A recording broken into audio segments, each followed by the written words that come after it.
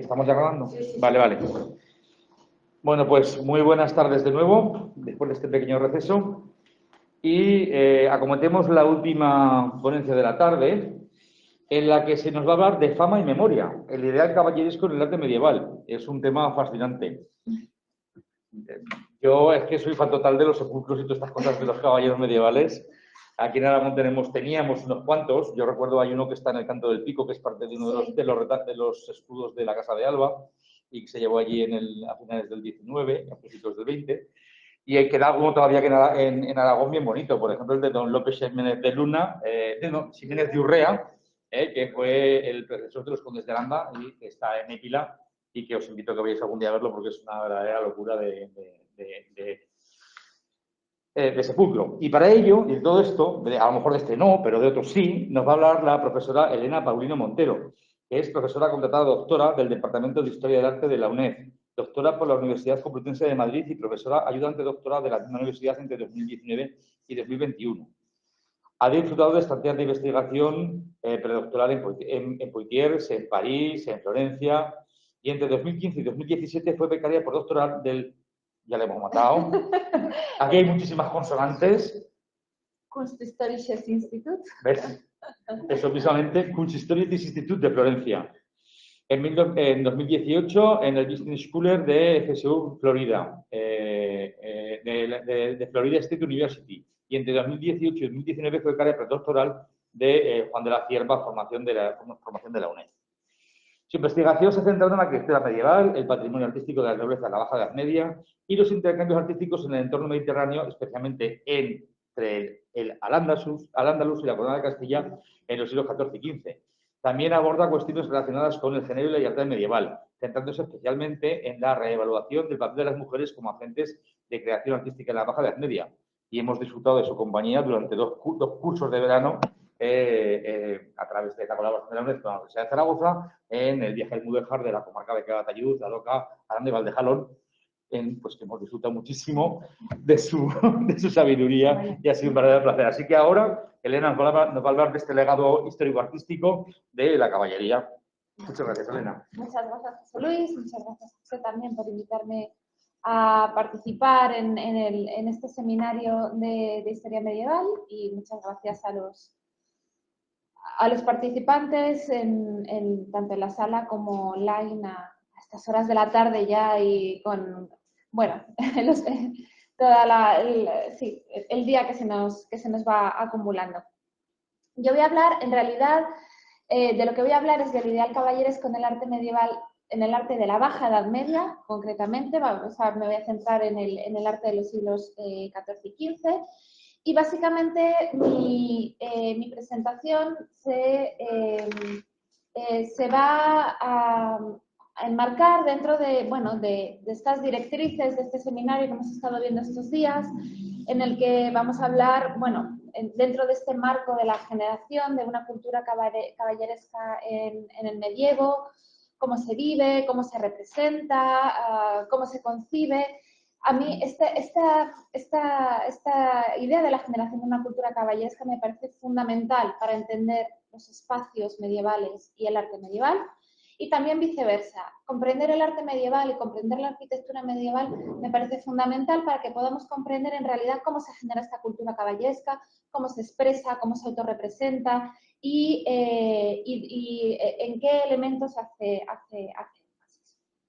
Y esta idea de la cultura caballeresca a través del arte o del ideal caballeresco en el arte de la Baja Edad Media, lo vamos a ver sobre todo a través de cuatro conceptos interrelacionados, que son los conceptos de caballería y nobleza, de los que ya nos han hablado las dos ponencias anteriores, y de memoria y fama. Y vamos a ver cómo estas cuatro ideas se van interrelacionando y cómo el arte tiene un papel mediador fundamental entre estos conceptos de caballería, nobleza, memoria y fama. Como digo, el arte no solo un reflejo de la evolución de estos conceptos, no solo un reflejo de la idea de la caballería, sino que va a ser una herramienta privilegiada en la construcción de estos conceptos. El ethos caballeresco, la sociabilidad de las élites, la forma de comportarse, la forma de vivir como caballeros, el demostrar la cortesía, el honor, la valentía de la que nos hablaban antes, todo eso se hace también a través del arte y también fundamentalmente a través del arte. Como hemos visto en las dos presentaciones anteriores y especialmente Fernando ha hecho un especial hincapié en esto, a lo largo de la Edad Media, nobleza y caballería van a ser dos conceptos completamente interrelacionados, que no son lo mismo, pero que muchas veces resultan difíciles de deslindar. Lo primero que quiero empezar hablando es de cómo a lo largo de la Edad Media hay un proceso que culmina con la afirmación de la nobleza en la Baja Edad Media y un proceso de sociogénesis en el que la nobleza, por una parte, va a adquirir conciencia de sí misma, por otra parte, va a desarrollar la idea del linaje, esta idea de que son descendientes de un antepasado común, que además a finales de la Edad Media se define muy precisamente como una sucesión de 3 generaciones, y ya veremos por qué esto es importante. Y además, esta nobleza, en este proceso de autoafirmación, en este proceso de adquirir conciencia de sí mismas, también va adquiriendo una serie de rasgos definidores. Pues el hecho de ser hombre de solar conocido, la fijación de los apellidos, la heráldica, de la que también nos han hablado antes, ahora volveremos. Y esta autoconsciencia, esta serie de rasgos definidores, se van a materializar también muy directamente en distintas obras de arte. Vamos a tener árboles genealógicos, vamos a tener libros de heráldica, vamos a tener panteones funerarios familiares, vamos a tener la construcción de palacios en los solares originales y además vamos a ver cómo la heráldica, de la que luego hablaremos más, va invadiendo todas las esferas de la vida y todas las obras de arte que puedan, y todas estas obras de arte. Y además, más allá de estos monumentos, estos espacios, estos edificios, vamos a tener una serie de obras de arte también, muebles, retablos, mobiliarios, tejidos, tapices, que son fundamentales para entender estos espacios y que van desarrollando iconografías precisas. Y, por ejemplo, no es casual que en este momento de afirmación de la nobleza, de afirmación del linaje, aparezcan iconografías como la Santa Ana triple, Santa Ana, la Virgen y el Niño. Hemos dicho que esta idea de la nobleza y esta idea del linaje es una sucesión de 3 generaciones, aquí tenemos a las 3 generaciones, vamos a tener el árbol de Jesé, vamos a tener esta idea del linaje, de la sucesión genealógica que además lo va poblando todo. Antes hemos visto cómo hay, digamos, una transferencia de lo religioso a lo civil, también vemos esta transferencia de las estructuras de pensamiento civiles hacia lo religioso. Y todo esto son elementos que reflejan estos modelos de comportamientos. Vamos a tener tapices que nos hablan de las virtudes, de los comportamientos propios de la nobleza, que van a exaltar la idea del linaje, y todo esto va creando, digamos, un determinado concepto de la nobleza y una determinada forma de representarla en la Baja Edad Media, que va a ser fundamental para lo que vamos a ver ahora. Si añadimos el elemento de la caballería, que es a lo que hemos venido, y esta relación con la nobleza, pues ya hemos visto que son 2 elementos diferentes. Ni todos los nobles son caballeros, ni necesariamente todos los caballeros son nobles, pero que son 2 cuestiones que evidentemente están muy interrelacionadas y que en ocasiones incluso llegan a entremezclarse tanto que se confunden o que en realidad es muy difícil de deslindar. Ya hemos visto cómo la caballería en un primer momento tiene que ver con un elemento militar, es un militar, es un especialista de cuya dignidad, sea noble o que no sea noble, no necesariamente se nos habla, pero para llegar a la Baja Edad Media me interesa ver cómo ya en las partidas de Alfonso X el Sabio la caballería se establece como una compañía de hombres nobles. Y desde este momento hasta el siglo XIV vamos a ver cómo los 2 conceptos se van interrelacionando, cómo se van acercando y cómo se van casi identificando.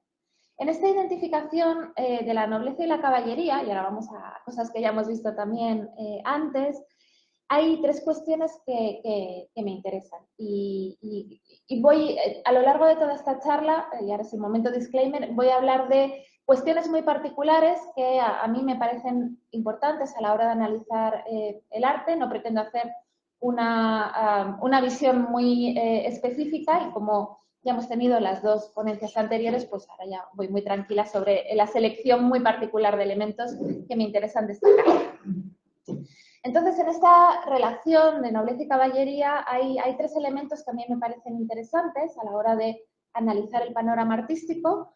Uno es que la caballería crea un vínculo de naturaleza entre el que la da y la otorga, y otro es que el rey en principio es cabeza de caballería, pero que debe ser caballero para poder armar caballeros. Y esto también nos lleva a cómo estos elementos pueden acabar generando tensiones que se reflejan también en el apartado material. Y aquí vemos el Santiago del espaldarazo o el Santiago de la pescozada en las huelgas de Burgos, del que ya hemos hablado antes, y cómo, bueno, yo me declaro creyente creyente del Santiago del espaldarazo. Es verdad, es verdad que, la restauración sí que deja muy claramente establecido que seguramente la figura de una virgen que después se transforma en Santiago, y bueno, pues si tiene barba San Antón y si no la Purísima Concepción, o sea, le ponen una barba y lo colocan como Santiago, pero sí que es verdad que seguramente sea una talla más o menos contemporánea a ese momento. Hay gente que aboga por la idea de que sea una talla más o menos contemporánea en ese momento, y sí que me parece un recurso enormemente eficaz y un recurso enormemente visual para precisamente mediar entre estos problemas que supone el nombrar a Alfonso XI como caballero. Esto que si alguien lo nombra caballero se está creando un vínculo, una jerarquía, y además, bueno, él necesita a alguien que lo nombre caballero. Entonces, es muy interesante ver cómo en esta solución muy imaginativa, en esta solución que termina recurriendo a lo espiritual, en realidad el elemento mediador, el elemento que permite hacer esta mediación entre esta solución más o menos teórica o esta solución más o menos imaginativa y la realidad, es precisamente un elemento artístico, es precisamente una escultura que es el que permite materializar todos estos elementos muy complejos, muy abstractos, pero que terminan siendo algo enormemente visual y algo enormemente directo y algo enormemente atractivo. Y la tercera la tercera cuestión que a mí me interesa también en este momento destacar es que la caballería no admite jerarquías y la nobleza sí. Es decir, uno es caballero o no es caballero, pero luego dentro de la nobleza puede tener una consideración más elevada o menos en función de su aproximación, que su linaje esté directamente emparentado con la familia real, por riqueza, por dignidad. Y en este juego la caballería además se puede convertir en un elemento de diferenciación o no necesariamente. Pero esto explica, por ejemplo, el hecho de que Alfonso XI en su coronación nombre a una serie de caballeros y arme a una serie de caballeros. Y esto nos permite también ver de qué manera la caballería también se va a utilizar para jugar, para mediar en estos, dentro de este espectro que es la nobleza bajo medieval. Además, a estos elementos se les añade otro, que es la noción de honra, y también hemos hablado de esto, que en este momento deja de ser, en el siglo XIV deja de ser una cuestión muy jurídica y pasa a ser una cuestión más mística, una cuestión más espiritual. Y veremos también cómo el arte permite, precisamente porque permite mediar con la memoria, porque permite mediar con la fama, porque permite visualizar determinados elementos, también va a ser fundamental en esta idea de la construcción de una honra, de esta idea de la construcción de una imagen honrosa. Más allá de estas cuestiones, en el siglo XIV vemos cómo la caballería, y de esto también hemos hablado, no quiero repetirme mucho, puede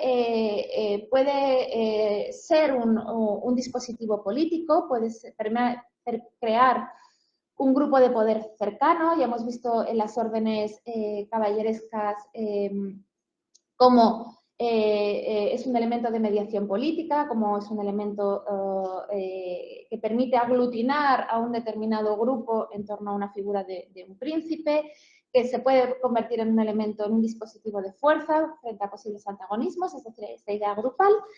Y la segunda cuestión fundamental en el siglo XIV, que va a ser fundamental para todo lo que vamos a ver a continuación, es que la caballería en este momento empieza a diferenciarse por su faceta cultural. En el siglo XIV la caballería empieza a establecer diferencias culturales, también a raíz de su inserción en la administración del Estado, pero lo que me interesa es ver cómo en esta evolución las tornas se terminan invirtiendo. Entonces, si en el siglo XIV la caballería empieza a distinguirse por su faceta cultural, a finales del siglo XV, y el doncel de Sigüenza es una clara imagen de esto, es precisamente la faceta cultural la que sirve de sustento a la idea caballeresca. Y es precisamente la faceta cultural, la faceta letrada, estas relaciones también con la literatura, estas relaciones con el mundo del espectáculo, con las artes, que en el siglo XV pasará a formar parte del ethos caballeresco.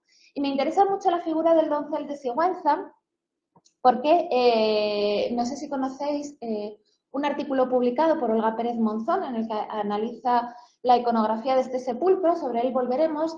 Es enormemente parlante la forma en la que el doncel está leyendo, porque hay distintas modalidades de leer en la Edad Media, no todo se lee de la misma manera, la gestualidad de la lectura es muy importante y ¿cuáles son los libros que se leen recostados sobre cojines como le está leyendo el doncel de Sigüenza? Las novelas de caballería. Las novelas de caballería, la literatura civil, es lo que se lee precisamente con esa postura corporal. Entonces, el doncel de Sigüenza sí está representado como un héroe militar, está representado como un caballero cristiano, pero también está representado como un caballero civil que está leyendo ese tipo de novelas. Con lo cual, vemos cómo la faceta cultural es la que aparece representada muy en primer plano y la que aparece al final como sustento de esta idea de la caballería.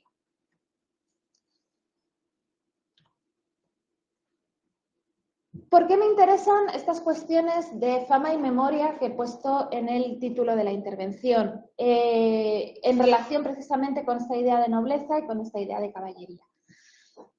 Pues, bueno, son fundamentales para comprender el arte medieval del momento y son fundamentales para entender cómo el arte se convierte en un elemento que permite construir esta idea de caballería, esta idea de nobleza y mediar entre las dos, es decir, en esta interrelación entre nobleza y caballería el arte va a tener un papel fundamental de mediación. Y fama y memoria son dos elementos que están muy relacionados con estos conceptos de nobleza y de caballería. Y que como nobleza y caballería son dos conceptos, fama y memoria, que están muy relacionados, que son difíciles de deslindar, pero que evidentemente no son lo mismo.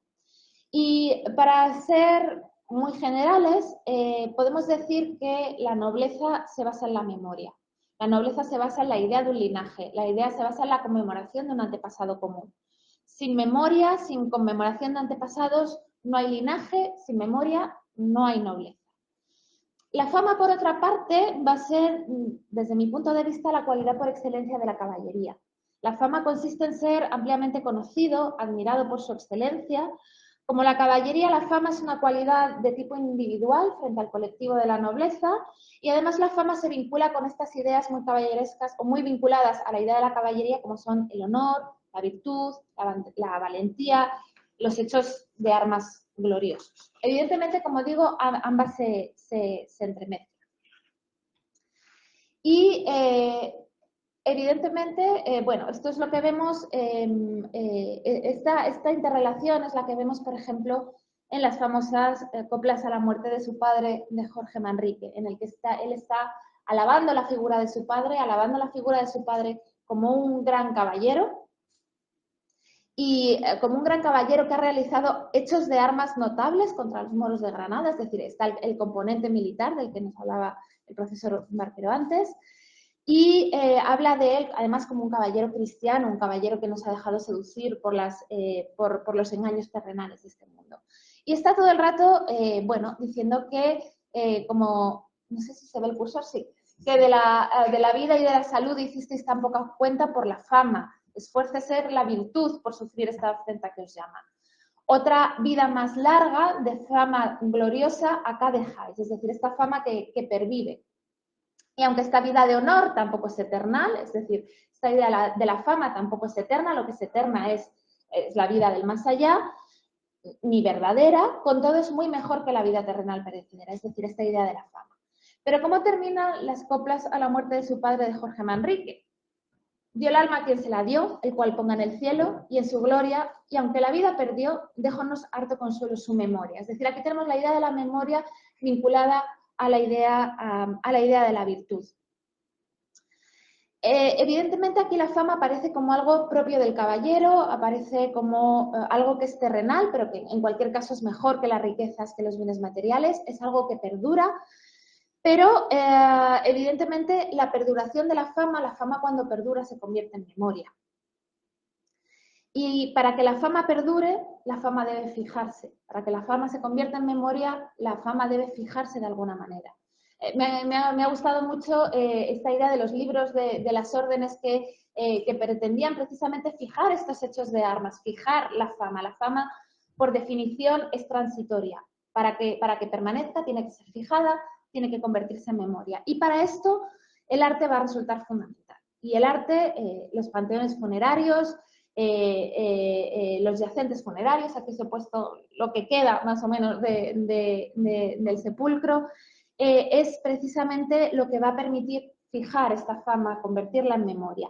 Y en esta conversión en memoria sucede otra cosa, y es que la figura del caballero ejemplar se puede convertir a su vez en origen de un linaje, o se puede convertir a su vez en origen de un estatus nobiliar, se puede proyectar hacia el futuro también de una forma colectiva, que es lo que da origen a la nobleza. Es decir, que tenemos este equilibrio continuo.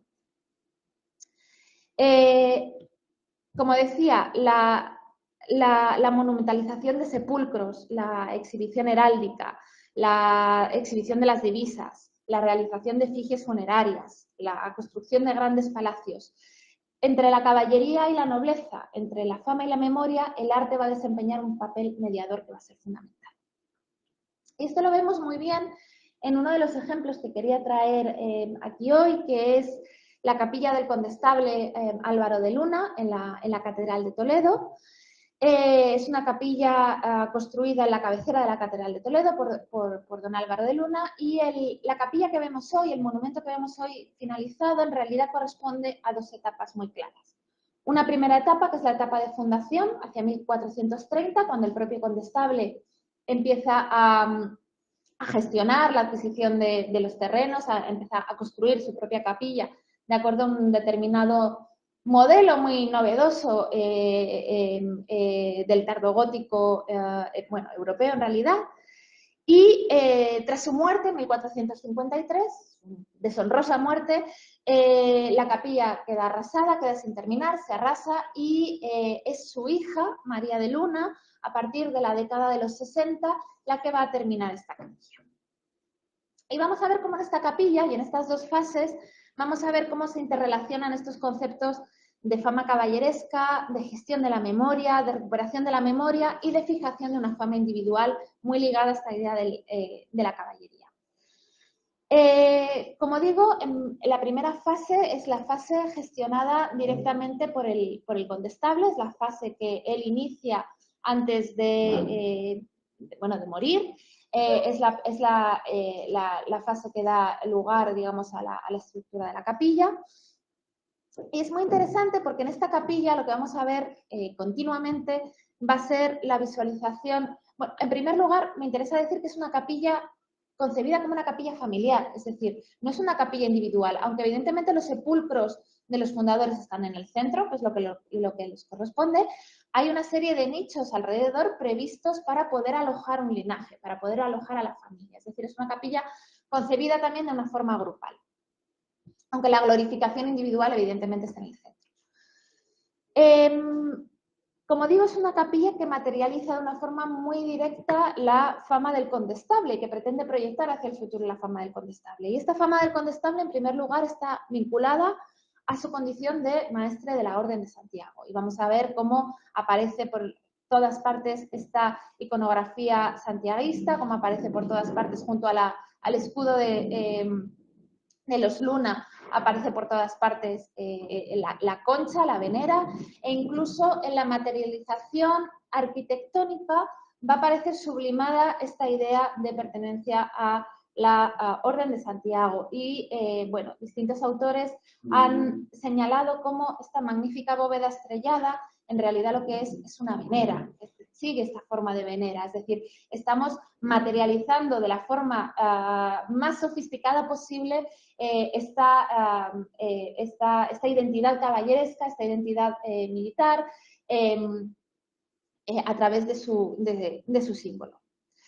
Por otra parte, y para entender el arte y la arquitectura de este periodo, hay dos conceptos estéticos que yo creo que están muy vinculados con la idea de la fama, con el concepto de fama, que son los conceptos de maravilla y, la idea de maravilla y la idea de asombro. En realidad la fama es precisamente este reconocimiento, esta maravilla, este asombro ante algo que el caballero ha hecho.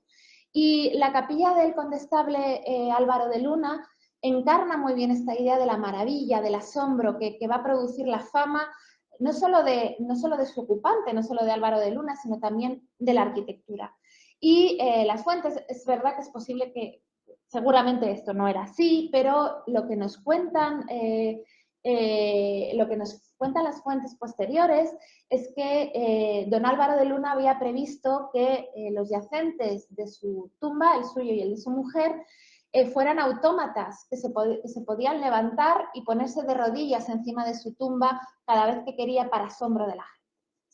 No sé hasta qué punto esto estaba previsto de verdad, pero esto ya en época medieval se considera que la capilla de don Álvaro de Luna iba a ser un elemento de asombro y tenía este componente de lo maravilloso que correspondía precisamente a esta idea de la fama individual de Álvaro de Luna. En la segunda fase, evidentemente, esto queda arrasado, y en la segunda fase, a partir de los años 60, lo que tenemos es un pequeño giro conceptual, porque su hija María de Luna, que desea rehabilitar la memoria de su padre. Y esta rehabilitación se hace desde una idea de recuperación del pasado, es decir, aquí ya tenemos una idea de fijación de la memoria, de proyección de la memoria del condestable hacia el futuro, porque evidentemente esta memoria del condestable va a repercutir en ella, va a repercutir en sus hijos, pero lo que María está pretendiendo rehabilitar precisamente es esta imagen individual, esta imagen caballeresca, esta imagen virtuosa, esta imagen magnífica. La idea de la magnificencia va a ser fundamental también para entender cómo debe vivir un noble, cómo debe vivir un caballero y cómo debe relacionarse con el arte. Y es María la que va a encargar este retablo, en el que ella decide todo, decide la iconografía, decide los colores, decide los materiales, decide cuánto peso tiene que tener el oro que se va a utilizar para adorar el sepulcro, de dónde tiene que venir el oro, de dónde tienen que venir los pigmentos, en qué tabla, qué iconografía exactamente tiene que aparecer. Es decir, ella está ejerciendo un control total sobre la terminación de la capilla, que va a materializar esta idea del padre, y vemos en el que nuevamente en este retablo que pretende fijar la memoria de Álvaro de Luna, ya recuperada por su hija, volvemos a tener esta idea de la figura individual revestido de su dignidad como caballero de la Orden de Santiago.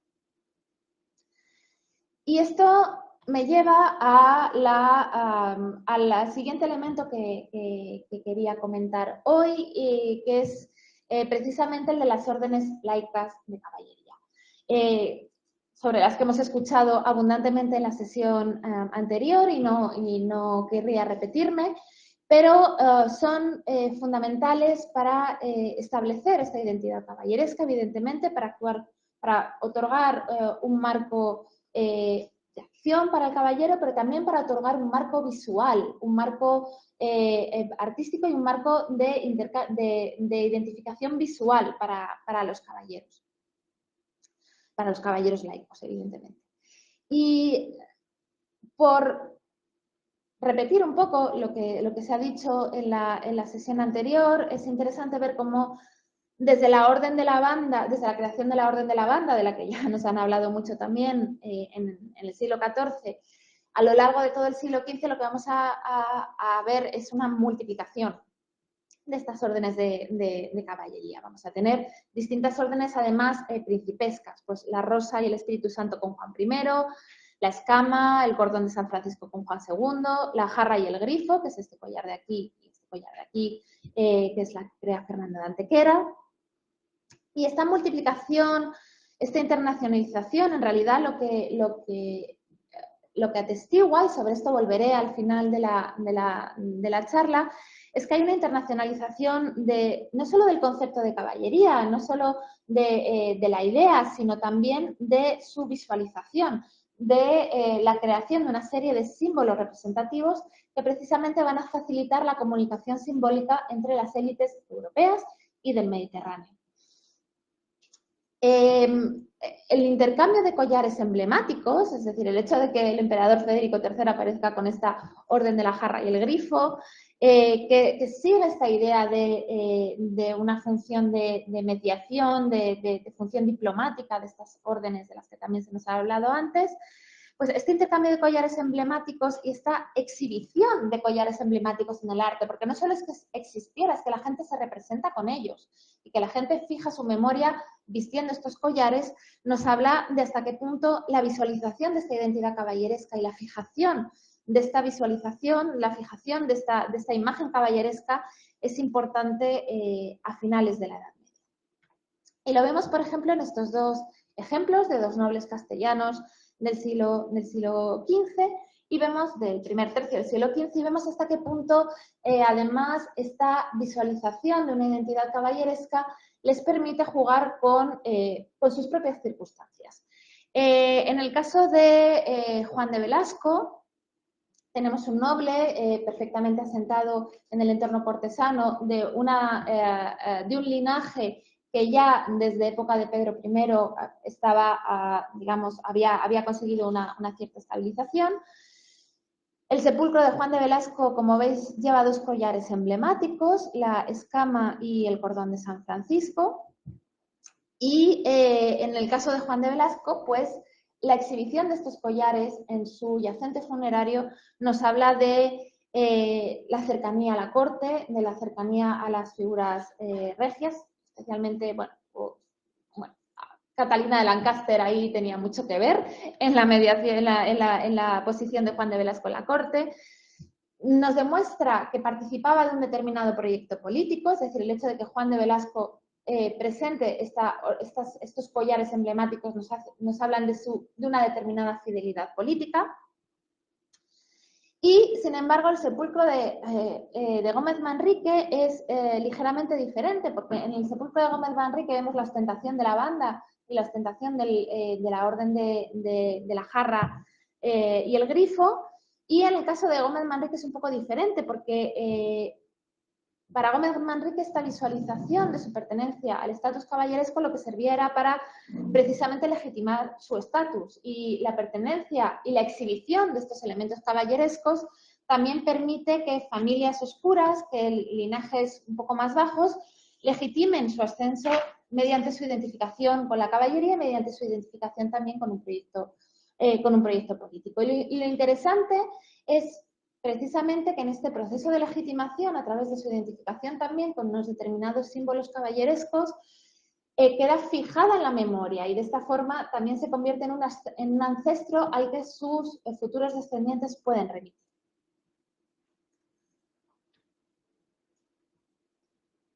Siguiendo con Juan de Velasco, muere en 1418, su sepulcro más o menos puede ser fechado en esas primeras décadas del siglo XV, aparece así representado. Y este es su padre, Pedro Fernández de Velasco, que muere en 1384 y que decide representarse de esta manera. Los dos tienen además un testamento muy similar. Los dos, cuando establecen testamentos, dicen que quieren ser representados como caballeros.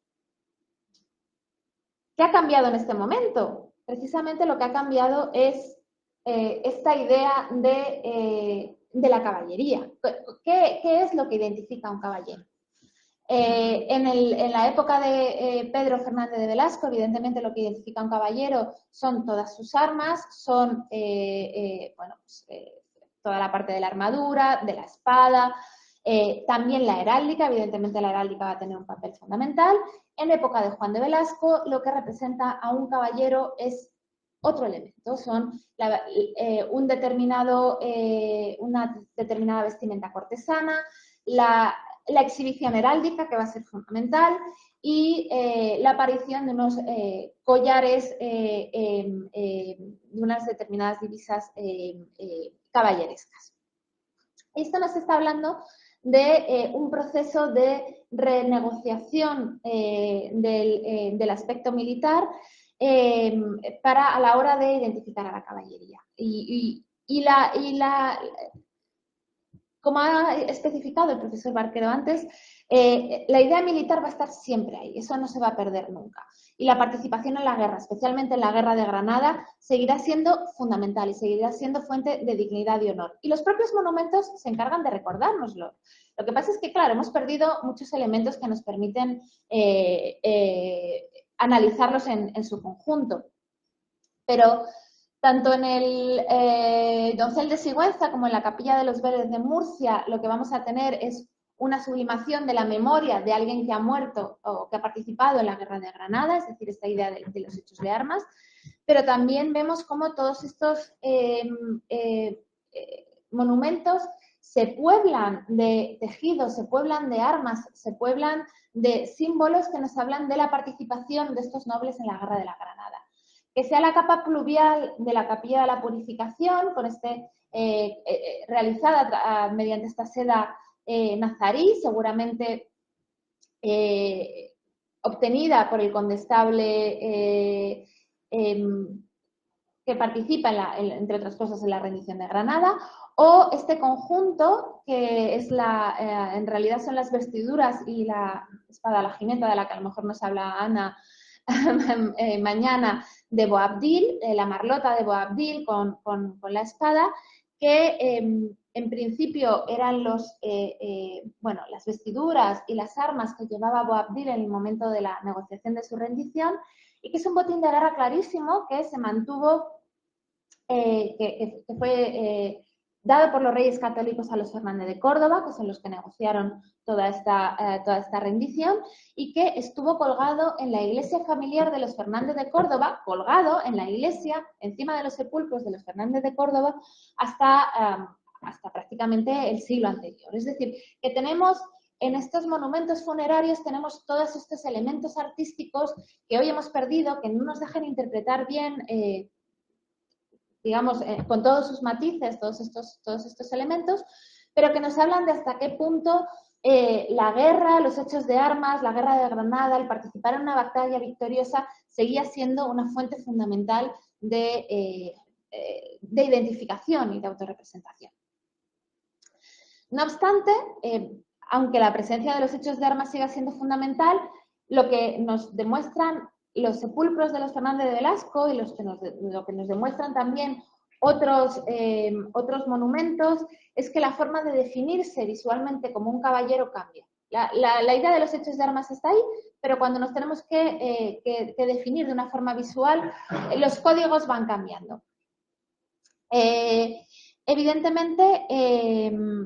Evidentemente, la caza va a ser uno de los elementos fundamentales, y la caza no es algo evidentemente propio de los nobles de este periodo, es algo propio de los nobles desde la antigüedad romana, si me apuran.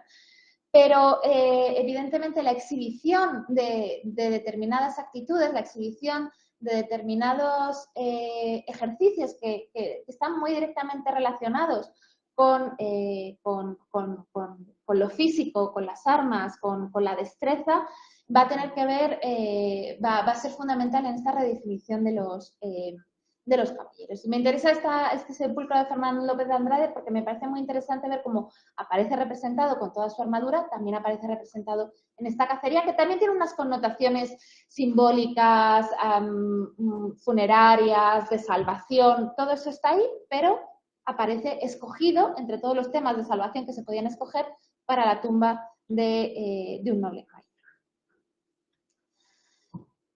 Veremos mañana, supongo que mucho más sobre esta cuestión, pero evidentemente en el siglo XV tenemos una tendencia a la teatralización, no solo de las armas y de la guerra, sino a la teatralización de la vida, de los rituales, que, bueno, que en el caso de las armas y la guerra nos llevan a este mundo de las justas, de los juegos de cañas, de los juegos militares, sobre las que no voy a profundizar aquí, pero sí que me interesa destacar cómo en este ambiente de justas, de torneos, de duelos, de juegos, de ejercicios, lo que hacen es dar un nuevo espacio de exhibición para una identidad caballeresca y que son actividades que van acompañadas de un fenómeno también muy propio de la Baja Edad Media, que será fundamental, que es la multiplicación heráldica. Ya hemos hablado también de esto antes. No solo la fijación de la heráldica familiar, no solo la fijación de la heráldica de las familias nobiliarias, sino también la multiplicación de elementos paraheráldicos, la aparición de divisas personales, la aparición de motos, la aparición de elementos paraheráldicos que juegan un poco en esta idea de la memoria y de la fama, de la nobleza y de la caballería. Lo que ha sucedido con la nobleza a lo largo de toda la Edad Media es que se ha fijado un escudo de armas, que es un escudo de armas grupal, es el escudo de armas de la familia, que además los herederos principales de las familias nobiliarias no podían utilizar de otra manera que no fuera así. Por ejemplo, este es el caso de la Capilla de la Purificación, en la que está enterrado el condestable de Castilla, Pedro Fernández de Velasco, y Pedro Fernández de Velasco es el heredero del mayorazgo de los Velasco, que especifica que tiene que utilizar las armas del linaje, derechas, sin partir y sin combinar con ninguna otra. Es decir, él solo puede utilizar las armas referentes al grupo. Y cuando las va a colocar en cualquier elemento en el que él está, él es la visualización del grupo. Entonces, en cualquier monumento, en cualquier justa, en cualquier torneo, en cualquier acto de guerra, en cualquier elemento en el que él participe, él está representando a su grupo. Por tanto, tiene un escudo de armas que solo puede utilizar de esa manera. ¿Qué sucede? Pues que aparecen las divisas, las cimeras, los motos, todos los elementos paraheráldicos que van a permitir, digamos, dar salida a esa necesidad de representación individual y a esa representación de la fama frente a esta idea de la memoria.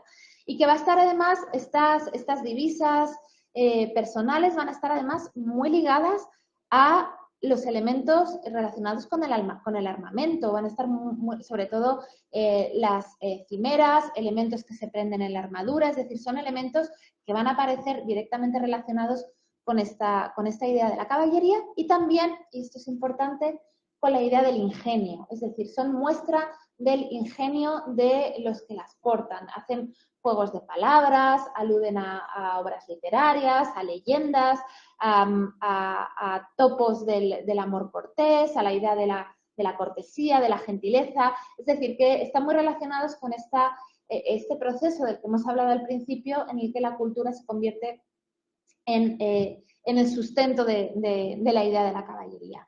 Y esto va a aparecer a todos los niveles. Y aquí simplemente pongo un ejemplo de los reyes católicos en este momento de exaltación de las divisas. Evidentemente tenemos sus divisas políticas, el yugo y las flechas, pero luego en este ambiente cortesano, en este ambiente caballeresco, van a aparecer otra serie de divisas oficiales o extraoficiales, como estas en el cancionero de Pedro Marcuello, en el que él decide que la divisa de los reyes católicos debe ser el hinojo, entre otras cosas, además de una serie de connotaciones simbólicas, porque el hinojo en Aragón se llama fenojo con la F de Fernando y en Castilla se llama hinojo con la I de Isabel y que entonces representa en esta cosa muy, muy alambicada, pero que a la vez es muy propia de esta cultura cortesana de la Baja Edad Media, Además tiene una serie de propiedades curativas estupendas, una planta maravillosa.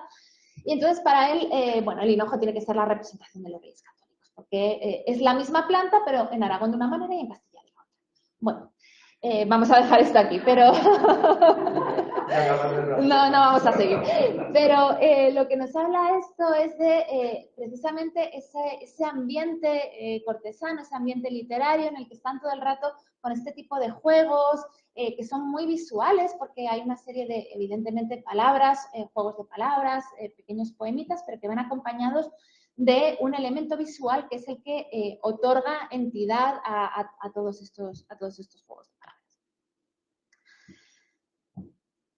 Para ir terminando ya, el último gran aspecto que quería tratar hoy, dentro de este espacio de teatralización, de este espacio de cortesía y de representación de la caballería, es precisamente esta importancia de la literatura, de la que también se nos ha hablado antes, esta idea de la literatura caballeresca, que va a ser fundamental para configurar una determinada idea de la caballería, y su representación visual. Su representación visual no solo en estos espacios de justas, no solo en estos espacios de torneos, sino también en la vida, iba a decir en la vida diaria, tampoco en la vida diaria, pero en la vida cortesana, en la vida de las cortes, en el mundo de los banquetes y de las fiestas. Y bueno, dentro de estas, había traído dos ejemplos muy rápidos, que es esta muy famosa escena del baile de los ardientes, en el que es una representación de un hecho histórico en el que Carlos VI de Francia estaba vestido como un salvaje dentro de una de estas representaciones cortesanas dentro de un banquete en el que él y determinados miembros de su entorno se habían vestido de estos salvajes que aparecen continuamente en la novela de caballerías, que habitan en los bosques a los que el caballero se enfrenta. Y bueno, hubo un accidente con las antorchas y llevaban una especie de disfraces llenos de brea y pelo y se quemaron. El rey no, pero unos cuantos bastante, bueno, el rey menos, pero unos cuantos bastante malheridos. Y nos habla de bueno, aparte de los peligros de estas representaciones, nos habla muy bien de este espacio de los banquetes, de este espacio palatino, en el que se representa de una forma bastante frecuente estos elementos sacados de la literatura caballeresca. Y me interesa también, porque luego volveremos a ello, que se fijen en la decoración de la sala. La decoración de la sala con estos tapices que no están elegidos por casualidad. Vemos como el banco está forrado de estos tapices de verdura, de estos tapices que llamaban mirflores. Vemos como aquí aparece una representación de un bosque, como aquí aparece una representación vegetal, porque estos bailes, vemos como aquí los músicos también tienen este tapiz vegetal, es decir, vemos como en estos bailes no solo hay una escenificación de elementos literarios, sino que hay toda una puesta, una puesta en escena, sí, gracias, del entorno. Entonces, cuando se quiere imitar un jardín, se imita un jardín, se colocan estos tapices de animales o estos tapices de verduras, o se colocan eso en los bancos para fingir que están en una pradera. Es decir, que hay toda una serie de elementos visuales que nos remiten muy directamente a estas escenas descritas en las novelas de caballerías. Y vemos cómo estos elementos que están en las novelas de caballería, pero que están en la vida de la corte, en los grandes eventos cortesanos del momento, aparecen también y quedan inmortalizados también, quedan fijados también asociados a la memoria de determinados individuos. Y el hecho de que los salvajes, y en este caso las salvajes, aparezcan como tenantes de escudos en la Baja Edad Media no es casual, sino que precisamente está muy relacionado con, hay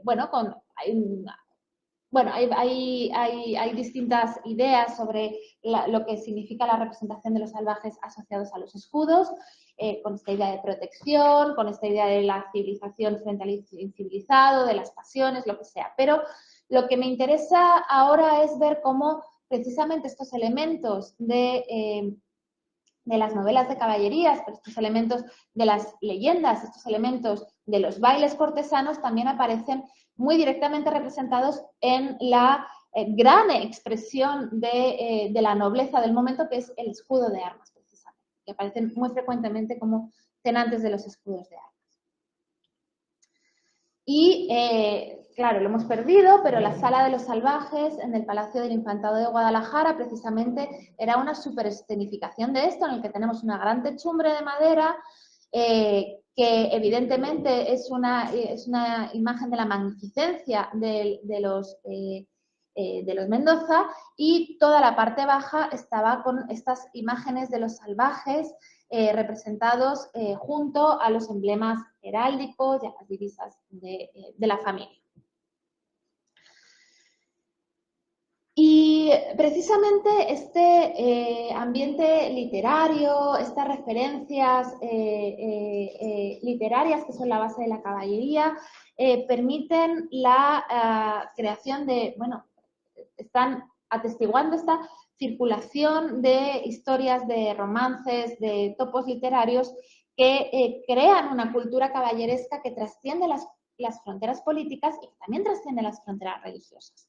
Y no se ve muy bien, pero bueno, estas son las bóvedas del Palacio de los Leones en la Alhambra de Granada, realizadas en época de Muhammad V, en el siglo XIV, y en el que tenemos una serie de, bueno, tenemos dos bóvedas en el que tenemos todo este despliegue iconográfico con una serie de escenas caballerescas, escenas literarias, que se han identificado con varias fuentes literarias, principalmente con escenas del ciclo artúrico y sobre todo con la historia de, bueno, con partes de la historia de Tristán e Isolda, seguramente, y también con la interrelación con la historia de Flores y Blancaflor, que es un poema seguramente de origen francés, pero que circula por todo el Mediterráneo, que es una típica historia de amor transcultural, en la que príncipe islámico y princesa cristiana, o viceversa, depende de quién cuente la historia, evidentemente, que sufren una serie de vicisitudes, son separados, él tiene que ir a buscarla, pasa una serie de aventuras, se enfrenta a quien se tiene que enfrentar y finalmente son felices tras una conversión religiosa. Y depende de quién sea, les toca a uno o a otro, les toca convertirse. Pero lo que me interesa es que aquí hay estas bóvedas nos hablan de una circulación de historias comunes que implican no solo el conocimiento de unas determinadas leyendas, de unas determinadas estructuras literarias, sino de un ideal de comportamiento caballeresco que hemos estado viendo a lo largo de toda la tarde, que tiene que ver con, bueno, con el honor, con el tratamiento del enemigo, con la valentía, con el tratamiento hacia las damas, hacia las mujeres. Es decir, que hay una serie de referencias comunes dentro de este marco de creación caballeresco que permite la interacción de las élites y que permite la interacción a la hora también de, como digo, de representarse visualmente y de crear un mundo de referencias visuales compartidas. Vemos que la historia, como digo, la historia tiene que ver con la historia de Flores y Blancaflor, es una historia que circula ampliamente, y Rocío Sánchez Ameijeiras la ha identificado con estas esculturas que aparecen en las ménsulas de la antigua sala capitular de Burgos, muy repintadas, pero originarias del siglo XIV. También ha sido identificada, como digo, en estas escenas del Palacio de los Leones, pero más que las historias concretas, lo que sí que me interesa es que veamos cómo hay una serie de elementos, la dama, el salvaje, el caballero, el león, que aparecen en el Palacio de los Leones en el siglo XIV, en el Castillo de Alcañiz, más o menos contemporáneo, en las ménsulas de Flores y Blancaflor, también en este siglo XIV, pero que también aparecen posteriormente, a principios del XV, en estos restos de la techumbre del Palacio de Curiel de Duero, y que vemos después como a finales del XV siguen los salvajes en el techo del infantado. Es decir, que hay una serie de elementos, escenas, imágenes, comportamientos que nos hablan de esta circulación, de esta internacionalización de una determinada imagen caballeresca. Simplemente para lo pongo. Que es una imagen caballeresca que no está descontextualizada, que siempre se adapta a al entorno cultural y a las coordenadas culturales concretas de los usuarios. Me he puesto la imagen concreta aquí, pero aquí evidentemente es el caballero musulmán el que está derrotando al caballero cristiano, mientras que las escenas a viceversa, aquí tenemos al caballero musulmán que está rindiendo homenaje al caballero cristiano. Es decir, que no son imágenes descontextualizadas, que aparezcan, que no tengan sentido, sino que son imágenes con un sentido claro, que tienen que ver con una determinada representación del poder, que tienen que ver con una determinada representación de las élites, pero que, como digo, crea una cultura visual compartida que permite el intercambio. Y ya para terminar, lo último que quería traer era precisamente, bueno, una escena de todo eso que hemos perdido a la hora de interpretar el arte, a la hora de interpretar la arquitectura, que es precisamente estas escenas de banquetes, estas representaciones teatrales en las que había tapices, orfebrería, ingenios, bailes, música, cuadros, esculturas que se ponían en funcionamiento. Y esto que traigo es un extracto muy extractado, es decir, el texto es bastante amplio, de una crónica anónima de la visita de Juana I y de Felipe el Hermoso a España en 1501 y de su estancia en el Palacio del Cordón. Entonces, habla de qué hacen cada día. Hay días que bailan, hay días que tiran cañas, hay días que van a ver los toros, hay días que van a misa, y el último día, antes de que se vayan, hacen un gran banquete. Y en este gran banquete está explicando, además, es un cronista maravilloso que le encantan los detalles y que te lo explica todo y que está muy alucinado con el uso del aceite de oliva y que entonces te está contando todo el rato que las sardinas estaban en aceite de oliva y está todo el rato así como muy, claro, un flamenco él, pues, pues te cuenta con todo lujo de detalles esta escena de banquete y habla de, bueno, de lo que cenan, de cómo les sirven, de cómo se sientan, de si las servilletas, de si trinchan, no trinchan, cambian los platos, todo. Y luego dice que cuando terminan de cenar, retiran las mesas, tenemos que pensar que estos espacios, estos grandes palacios eran espacios polivalentes y que de repente se revela que había dentro de la sala un jardín o un parque, con las hojas de oro y plata, con el follaje de oro y plata, muy bien guarnecidos, con pequeños árboles. Dice que no podíamos ver el jardín mientras cenábamos porque entre el espacio de la cena y donde estaba el jardín había un tapiz que cortaba la sala. Y que cuando acabamos de cenar, cayó la tapicería y entonces vimos el jardín. El jardín, que tal y como aparece representado aquí, seguramente sería una especie de carro, un carro con un jardín. Y dice, y cuando cayó la tapicería comenzó a aproximarse a nosotros el jardín. Él solo, pues estaba hecho de un sutil ingenio y habla de ruedas con antorchas que brillan, que claro, refulgirían en las hojas metálicas de los árboles. Y dice, y dentro del jardín había 12 gentilhombres muy bien vestidos y te describe todas las vestimentas con las perlas, los colores, las plumas. Y que cuando el jardín había avanzado bastante, apareció un caballero y el caballero le presentó a Juana y a Felipe, les presenta una carta de estos 12 gentilhombres, y los que dicen que tienen un encantamiento y que no pueden salir del bosque si no es de la mano de una dama. Entonces piden bailar con las damas. Entonces van las damas de Juana, una a una, a sacar cada una a un caballero y bailan. Cuando terminan de bailar cada una, el caballero vuelve al jardín y cuando todos ya han roto su encantamiento gracias a las damas, saltan todos del jardín y hacen una danza en corro. Luego bailan un poco más, luego hay una serie de, reparten lo que llaman las especias, es decir, distintos dulces confitados y luego cada uno se va a dormir. Y simplemente esto era para terminar, esta es la sala, claro, este es el Palacio del Cordón tal y como lo conservamos hoy en día. Esta sala de los salvajes la hemos perdido. De estos bailes, estos tapices, estos aparadores con vajillas no nos quedan más que las escenas de las miniaturas o de los tapices, pero estos textos nos hablan de hasta qué punto estos espacios eran unos espacios vividos, unos espacios altamente simbólicos y unos espacios que no pueden concebirse y que no pueden comprenderse al margen de esta cultura caballeresca que se va gestando a lo largo de toda la Baja Edad Media. Y hasta aquí.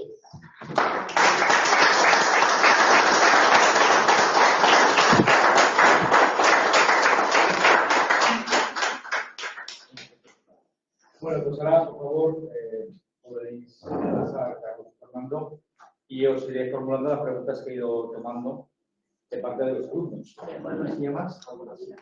Sí, no, está.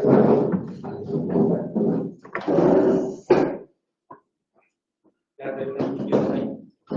¿Me quedo aquí apartadita? No, ya estaremos buscando unas sillas.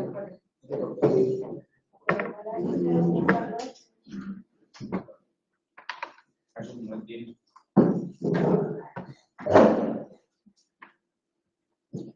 Bueno, a todos os han llegado toda clase de parabienes de parte de los alumnos y bueno, pues empezamos, ¿vale? Para Fernando Arias, no sé si me oyen desde el chat, pero como tengo que estar con la hoja de Word y con el chat a la vez, una vez nombrado caballero no había vuelta atrás, podían ser depuestos. Yo no recuerdo ahora mismo ningún ejemplo, pero si alguien lo tiene sería muy interesante. Claro, traición, pero normalmente dice está castigado con la traición con la muerte. La vuelta atrás es bastante Sí, radical. es cierto que sí, hay que darle ignominia para la familia, pero tampoco luego está exactamente tipificado. Si eso significa perder una condición de noble, porque ni en las partidas ni luego en el ordenamiento. En la banda sí. Claro, pero digamos es una condición de caballero, digamos, de miembro de la orden, no caballero como estatus. No, claro. Claro. Se le quita la insignia, sí, claro, la insignia la puede perder. Claro, yo decía la idea de caballería. Correcto. Bueno, siguiente pregunta. Es que la estoy poniendo en el chat por si no me oyen para que sepa lo que está contestando cada uno, porque ¿la profesionalidad del ejército sería un factor del declive de la caballería? Discutible. La profesionalidad del ejército sobre todo implica que hay infantería que ya sabe lo que es el ejercicio de las armas. Por ejemplo, cuando se ven las tropas que van el Gran Capitán en las campañas de finales del 15, pues dice, tiene un origen local muy claro. Vienen muchas de las milicias de Andalucía, que están muy acostumbradas a luchar en el 15, que una cierta profesionalización a nivel local. En lugares en el País Vasco, la pequeña nobleza muy acostumbrada a los conflictos el conflicto entre los parientes mayores, pero también hay que tener en cuenta que la nobleza sigue luchando y sigue siendo partícipe de los ejércitos, diría que hasta la Primera Guerra Mundial. En el ejército inglés de la Primera Guerra Mundial es habitual que los aristócratas sean tenientes, capitanes del ejército. Muy bien, la siguiente pregunta es también de la corporación. ¿Con qué entretenimiento militar solían contar los caballeros en el momento de su investidura? Entrenamiento, perdón, digo, entretenimiento, como estábamos hablando de las fiestas, pero yo la palabra fiesta ya me... ¿Podría ser esto un requisito para llegar a ella? No, no parece que realmente la investidura tuviera mucho que ver con alguna meritocracia.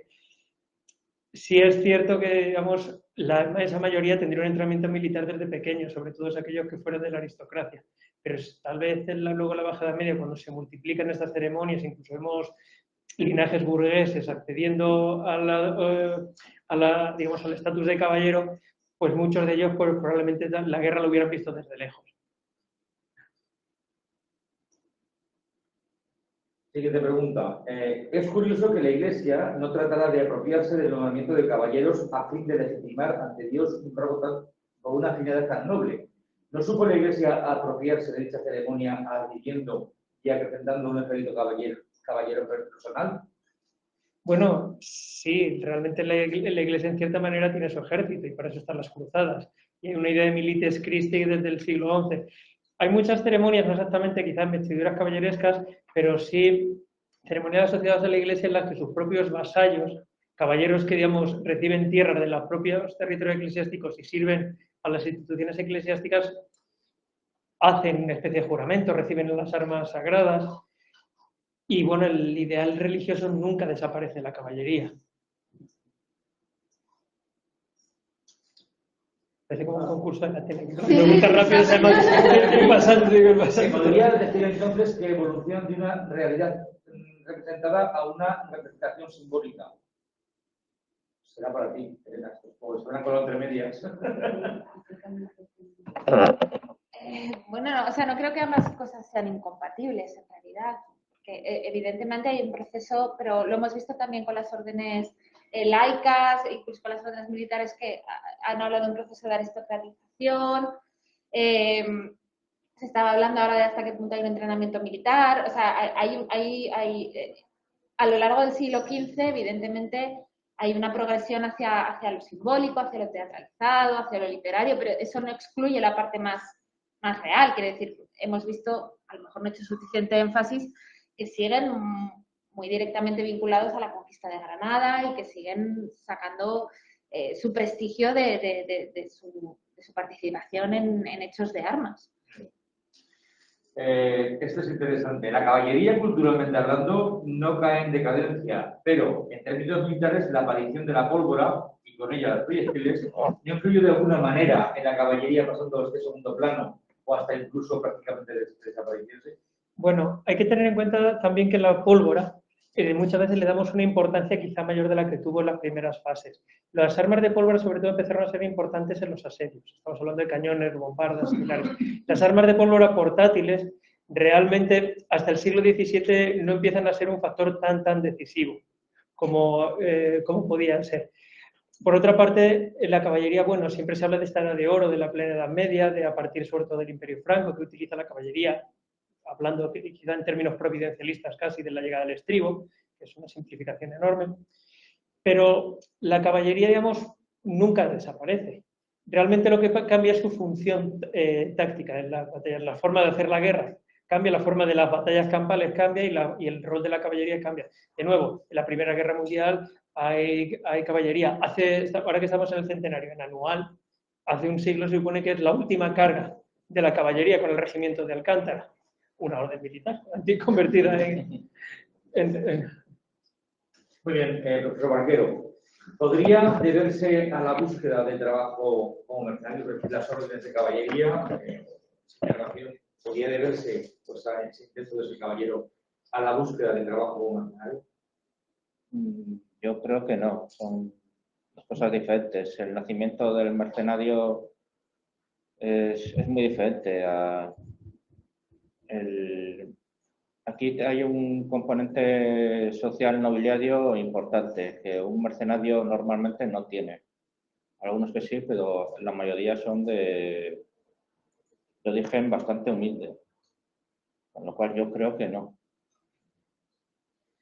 También es para usted, estas órdenes principescas que trataban de mantener libres sus territorios pertenecientes a un príncipe, ¿funcionaban como batallones de un mismo ejército? No funcionan a nivel militar como unidades en sí. Se conceden, además, bueno, en números es relativamente reducido, el toisón de oro es bastante reducido. Funcionan sobre todo a nivel de vínculo político y vínculo diplomático. Tienen un papel diplomático importante. Y sobre todo un poco de cohesionar a la nobleza en torno al monarca. Pero no los caballeros de una misma orden, en este caso el toisón de oro, no funcionan como una unidad militar todos juntos. Y una pregunta que se ha perdido con lo de las órdenes votales. Ah, sí. Lo de las órdenes votales, la idea es que están muy unidas al tema de los torneos. O sea, son asociaciones de caballeros con vistas a los torneos y ahí hacen el voto, de ahí viene el nombre, de hacer un determinado hecho de armas glorioso en el contexto de los torneos. De ahí viene el nombre. Son, por su definición, cuando consiguen realizar ese hecho de armas, sea un vencimiento en un torneo determinado, se disuelven. O pasan el testigo a otros que se comprometan a hacer el mismo voto. Perdón, ¿puedo hacer una pregunta relacionada con esto? Porque así ya resuelvo otra duda que me ha surgido con lo de las órdenes votales. Porque el ejemplo que ha puesto eran unos votos bastante amplios de defensa de las mujeres. Sí, bueno, O sea, había luego luego- son muy concretos. Yo intentaba, pues tenía que resumir. Porque Sí, sí, sí, sí. luego eso traduce pues, en determinadas ocasiones, bueno, en determinados contextos, todo siempre en el ambiente de torneos. Ya, O sea, pues tener determinados detalles con determinadas mujeres dentro de lo típico, dentro del contexto de vale, las vale. justas y los torneos. Vale, vale, vale, vale.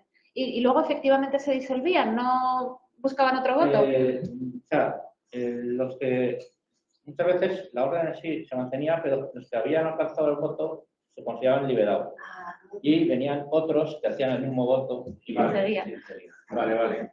Ha quedado aclarado magníficamente. También para usted, no tiene una alumna que no ha entendido bien lo que significa que en caso de que las órdenes laicas de caballería, el honor de cada individual tenga que ser defendido por el resto de los miembros de la orden. ¿Ocurre también cuando un miembro se ha comportado de forma no honorable? Pues en ese caso, bueno, en principio esto es una característica muy común de todas las órdenes de esta época. El intento de, bueno, un momento de que el concepto de honor nobiliario se pone en escena, en primera escena, y esto es cuando hay un ataque al honor de uno, pues se ataca a todos. Los demás en principio tienen que defender. Lo que pasa es que luego tienen sus mecanismos internos para en el caso de que alguien haya cometido un deshonor, se dirima dentro del grupo. Sea en el propio grupo el que proceda al castigo. Muy bien. Acaban de hacer otra pregunta. Cuantitativamente hablando, estas órdenes eran muy numerosas en número de componentes. Imagino que está hablando de los vocales, que es las últimas que hemos... Bueno, la verdad es que no se conservan así censos. Yo sí, por ejemplo, en el caso de Aragón, sí que hay en el siglo XIV, en la Estada de San Jorge, hay un documento que lo cuantifica. En la época de Pedro IV llegan a ser 200 los miembros de esta orden de San Jorge. Entre ellos, buena parte de la nobleza aragonesa.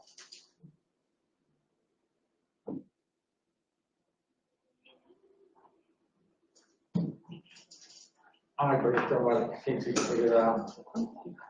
¿Salgo de aquí? Ah, vale, sí, vale. Muy bien, para no tener... Vale, pues yo quería hacer referencia a Elena, lo de los... que no hay ninguna pregunta más casi, no sé si hay alguna más.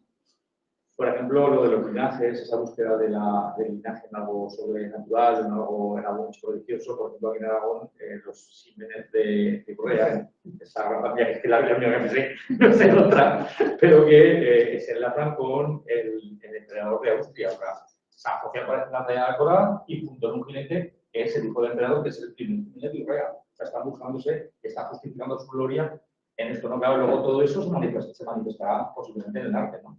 En heráldicas, en ese tipo de representaciones que luego son tan usuarias. Tienen algunos problemas porque en algunas ocasiones la creación de la leyenda o el registro de la leyenda es un poco posterior a la fijación de la armería. Entonces, en realidad, bueno, hay gente ahí como muy interesada en ver de dónde pueden venir estas armas, a qué hecho glorioso corresponden o cómo nos podemos vincular con determinadas familias, pero muchas veces no hay necesariamente una plasmación visual de esas leyendas de origen, que además van cambiando dentro de las propias familias. O sea, les van interesando en determinados momentos, sobre todo ir hacia el pasado. Entonces, pues al principio todos vienen de los godos, luego no son los godos, son los romanos, luego son los íberos. Así. Hay algo muy interesante, no sé cuál para cuál de los tres, pero esta sería la pregunta. ¿Hay alguna relación entre el mundo caballeresco y el mayorazgo? Esta es... Bueno, yo creo que son conceptos un poco diferentes. Son también de la misma época, pero son un poco diferentes. Es un concepto, mayorazgo es un concepto socioeconómico. Sirve sobre todo para consolidar los linajes nobiliarios. Así consiguen mantener la unidad patrimonial, los linajes nobiliarios, sin que se divide el patrimonio de la familia en cada generación. Y esto es algo muy típico, bueno, de Castilla en los siglos XIV y XV y luego de buena parte de la Edad Moderna, pero en principio no tiene que ver con el mundo caballeresco. Hay efectivamente linajes nobiliarios, que hay componentes que son caballeros, pero la estructura del patrimonio familiar a través del mayorazgo no tiene que ver en principio con el mundo de la caballería.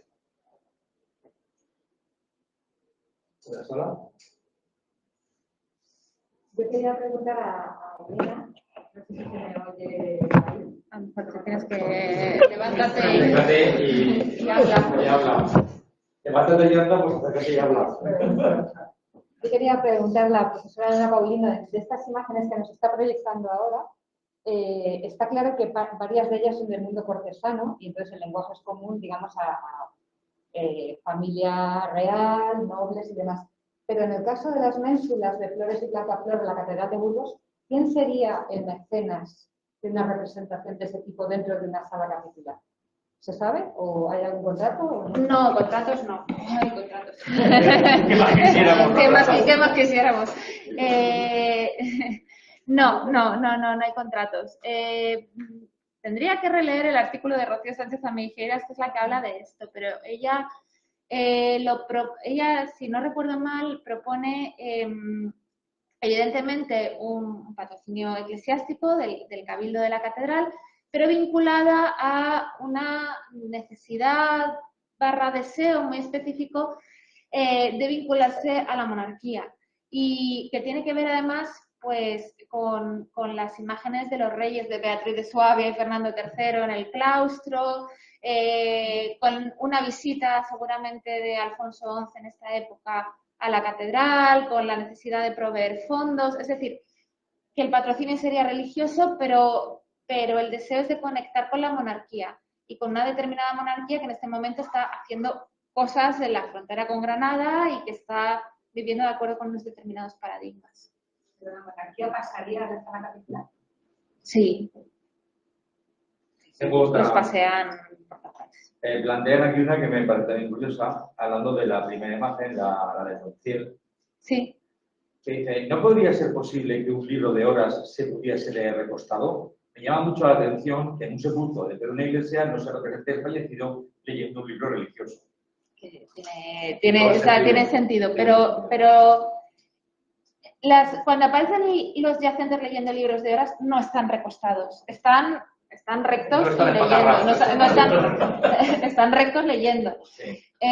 Los libros de horas se leen arrodillados y todas las representaciones que tenemos en todos los retablos, cuando alguien está rezando, cuando alguien está leyendo un libro de horas, está arrodillado o sentado arrodillado, pero así recostado es como se leen los libros, es como se leen los libros de garantías, que normalmente además uno lee y otros escuchan, no es una lectura individual, pero hay esta idea de estar recostado escuchando, recostado leyendo. La idea de relajación, de ocio, ¿no? ¿Alguna pregunta más? Entonces, para Carlos, ¿cuál es la relación entre digo relaciones y resolver de caballería y orden militares? ¿Pertenece a nivel institucional o de los miembros? ¿Cómo se llevaba? ¿Había relaciones? ¿No había relaciones? En principio, poca relación. No hay, así, a nivel institucional no hay ningún acuerdo, institucionalmente no. Y en principio,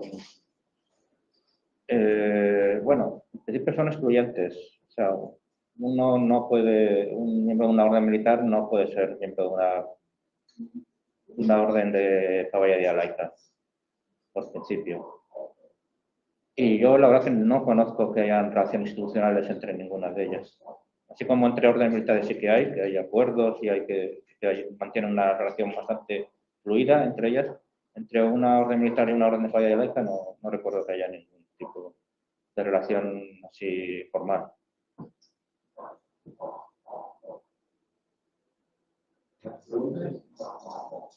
Las órdenes militares, la castidad, que se supone que era un voto, pero por ejemplo, había casos, no me refiero ya a deslices que siempre ha habido a lo largo de la Iglesia, incluso en Cabildo, hasta por el reverito últimamente, pero estaban ya estipulados por la propia orden. porque puede ser que la orden de Malta cuando les atacaban había gente que estaban conviviendo con sus familias.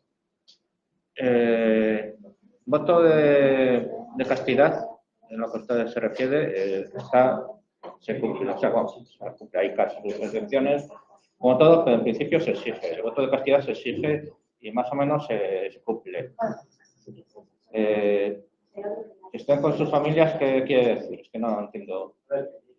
Me habían llegado datos de que, por ejemplo, cuando era en Alta Guarrodas había pertenecientes a la orden, si debían ser sargentos algo, que estaban con sus familias, o sea, con sus mujeres y que tenían alguna dependencia.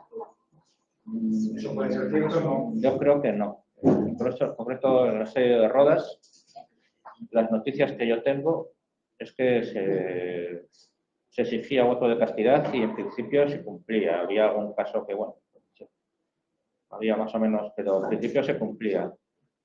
Sí sé, en el periodo de Malta, sí tengo yo noticias ya en época tardía, en el siglo XVIII, se seguía teóricamente exigiendo el voto de castidad, pero en la práctica era bien conocido en la Europa de la época que los caballeros en Malta tenían sus amantes maltesas. Y era una práctica relativamente habitual, pero en una fecha bastante tardía. Estamos hablando del siglo XVIII. En la época de Rodas, yo le digo que no. En principios hay voto de castidad y se mantiene. Y se observa, salvo casos, que efectivamente hay algún caso documentado de faltas al voto de castidad, que se castigaban. Tengo una para la profesora Paulino. Si todo lo representado en los sepulcros está detalladamente estudiado, me imagino que todo. Eso sería discutible, sería sí. discutible, porque a veces que vemos sepulcros que no tenemos. ¿Existe alguna diferencia entre los enterramientos en el centro de capilla, en las paredes rectos o volteados? ¿O estas diferencias son simplemente modas según época? No, a ver, está claro que la situación topográfica dentro de una capilla es fundamental. No es lo mismo estar en el centro que estar en el lado. En el centro está el fundador o la figura de honor, si además la capilla a veces la hacen los hijos y colocan ahí a los padres, en fin. Depende, pero está claro que la posición central es la posición principal y a los lados también hay jerarquía. O sea, cuanto más cerca del altar, mejor, más sagrado, más salvación, más rezos, más cercanía a las reliquias, mejor todo. Entonces, hay una topografía clara. Y luego derechos y volteados, en realidad la mayoría aparecen mirando hacia el altar. Luego lo que pasa es que también hay muchas modificaciones posteriores y las cosas se mueven y las capillas se modifican y los sepulcros se cierran y hay cosas. Pero en general aparecen mirando hacia el altar.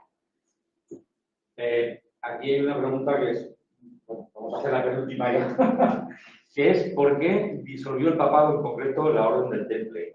Creo que podríamos hacer un monográfico sobre esta pregunta que a se la haga todo el mundo.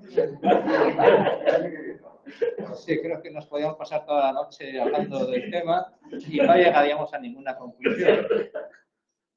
Por desgracia es un tema tremendamente debatido, sobre el que se ha escrito mucho. Y bueno, en el caso concreto de la disolución del Papa, por presión del rey de Francia, básicamente por presión del rey de Francia. Y bueno, el Papa lo hace además en una coyuntura muy concreta en el que se ha reunido un concilio, el Concilio de Vienne, para tratar de otras cosas, bueno, la cruzada, la reforma de la Iglesia y también el destino del Temple. Y el Papa observa que la voluntad del concilio, en principio, no es favorable a una disolución del Temple. Pero se encuentra presionado de forma tal que el rey de Francia decide ir a participar en el concilio y se dirige al concilio acompañado de su escolta. La tal escolta es un ejército. El Papa, ante esa disyuntiva, lo que hace es 2 o 3 días antes de que llegue el rey de Francia al lugar del concilio, disolver la orden, pero no por decisión conciliar, sino por lo que llamaríamos vía administrativa, en virtud de la propia potestad del Papa, no por como una decisión del concilio. Y luego, bueno, lo que hay detrás de todo esto, pues ya digo que esto es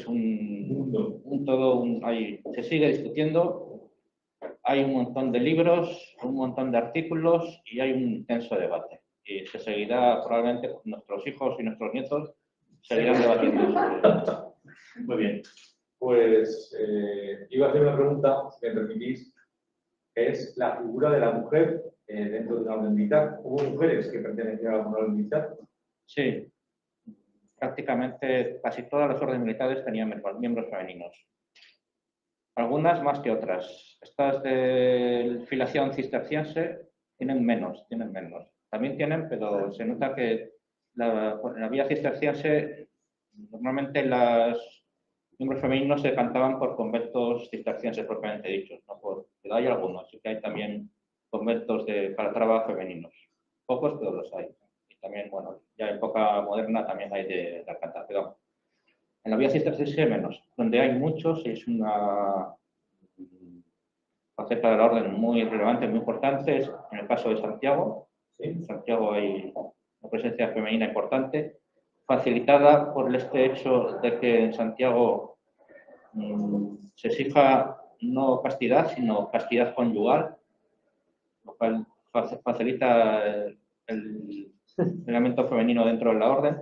Y luego en el hospital también hay una faceta de conventos femeninos muy relevante. Sin ir más lejos. Esto se ve facilitada, yo creo, por el tipo de regla del hospital que sigue el tipo de regla de San Agustín en lugar de la de San Benito. La de San Agustín es más flexible en determinados aspectos y yo creo que esto facilita el que haya también una faceta femenina muy importante en el caso de la orden del hospital. Me acaban de preguntar ahora si había una específica solo de mujeres. No. No, orden militar específica de mujeres no. Sí, hay mujeres en las órdenes de caballería. Claro. Sí, eso sí. En las órdenes laicas hay algunas que efectivamente tienen miembros femeninos, efectivamente. Sí, las hay. Esa es la que yo he visto, lo que me remitía, me veía la figura de la mítica Juana de Arco, que pertenecía en una orden, pero es una mujer con un arrojo especial, ¿no? Bueno, pues con esto hemos terminado la sesión de hoy. Mañana nos conectaremos a las 4:15 y bueno, pues seguimos con el seminario. Muy buenas tardes.